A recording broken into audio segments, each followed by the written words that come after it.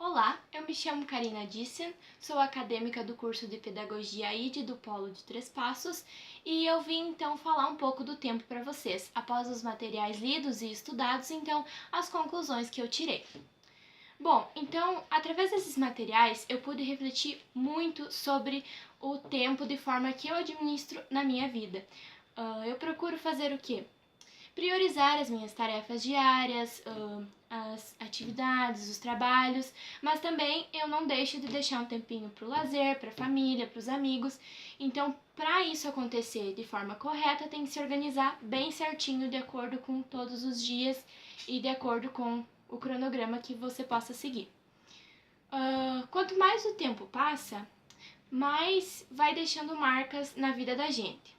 Eu tenho muitas marcas, mas o que mais me vem à mente quando fala do tempo é a saudade e a ansiedade. Por que a saudade? Porque das coisas que passaram, dos momentos que a gente viveu e que não vai poder viver novamente. Então só restam lembranças e recordações. E as recordações a gente pode ter através do quê? Das fotos. Por isso que eu coloquei as minhas ali atrás.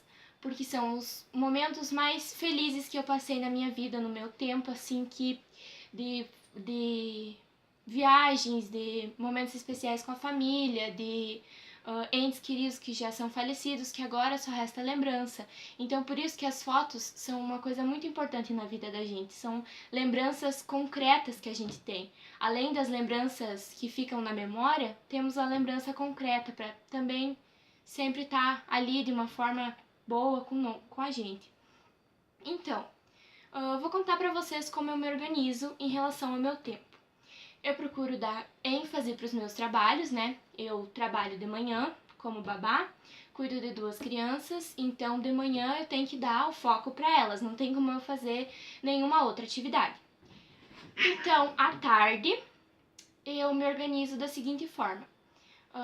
Tem 3 dias da semana que eu tenho que buscar a menininha na escola. Nos outros dias ela fica com o pai. Então, nesses 3 dias, eu busco ela na escola e daí eu fico até umas 8 horas. Então, depois desse horário, eu procuro deixar para leituras e estudos. E nos outros 2 dias, então, eu deixo para trabalhos mais avançados, que precisam de mais concentração e tudo. Mas é assim que eu me organizo. Eu vou ser bem sincera com vocês, com esse curso eu aprendi a ser muito mais organizada, porque na escola eu não era tão organizada, eu deixava as coisas sempre para a última hora, ficava tudo ali no ponto, sabe? E agora não, agora eu faço o quê? Eu dou prioridades para as atividades que vencem primeiro, leio todos os materiais, faço um resumo de todos os materiais para que quando eu for escrever, as minhas ideias ficam bem claras.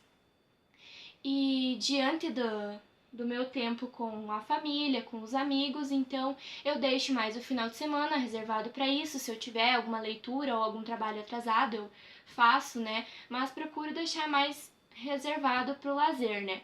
E à noite também eu fico lendo, né, os materiais e estudando, mas também dedico meu tempo à família, aos amigos quando eles vêm.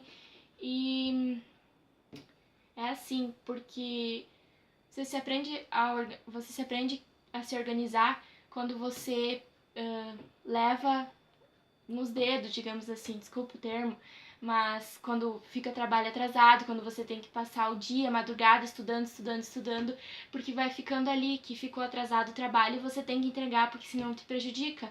Ou às vezes até você não consegue entregar e daí aquilo tem que lutar, batalhar para recuperar. Então eu me vejo uma pessoa diferente assim no curso agora, bem organizada, com um cronograma bem certo dos dias que eu posso colocar as atividades que exigem mais concentração e as leituras eu procuro ler todos os dias um pouco para não acumular. Então, através dessas matérias, eu particularmente já tinha algumas no magistério, né, que nem filosofia da educação, história da educação e tudo mais.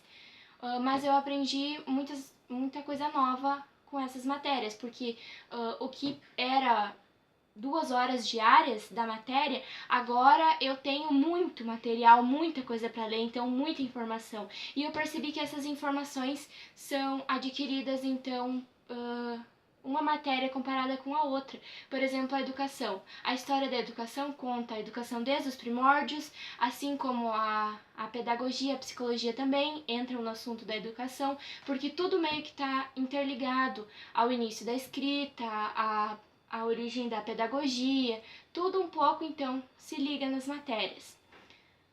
Então eu acho que seria isso. Também tem os pensadores, que são bastante citados tanto na matéria história quanto sociologia, psicologia, que citam bastante a teoria dos pensadores como Sócrates e Platão. Então seria isso. Muito obrigada pela colaboração. Tchau!